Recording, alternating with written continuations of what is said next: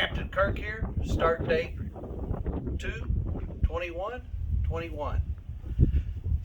If the last video helped you out, I need you to hit subscribe and like so you get important updates like this. So we just had one of the hardest freezes we had in North Texas. The last video talked about what to do if your power shut off, which is exactly what happened at this pool. Even though today it's 71, do not start your pools up.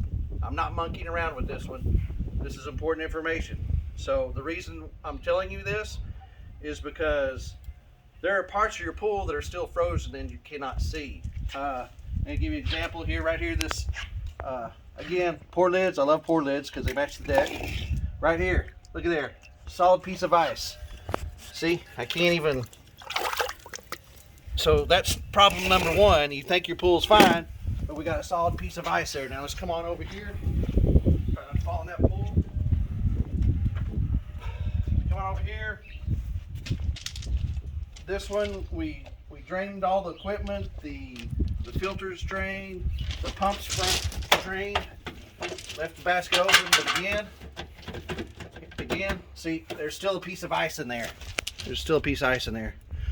But just because you don't see ice doesn't mean that there's not ice here, because the most important place that you probably aren't going to see the ice, once you go ahead and start your equipment up, you see that your water's moving, the water starts filling up into the filter, comes over here to the heater, you think everything's going real fine, but you don't realize that either one of these valves or one of these check valves, I can actually see this check valve, so this, you can see the water in there, so we're okay on this check valve, but there could be ice inside here, or any one of these valves can have ice in it.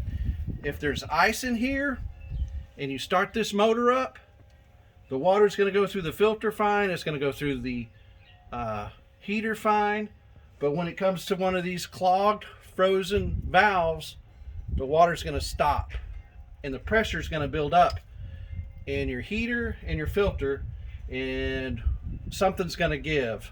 Hopefully, well, hopefully not. Worst case scenario, you blow up one of these valves. Worst case scenario, you blow up a heater, a filter, a pump, because right now these pieces of equipment are a commodity.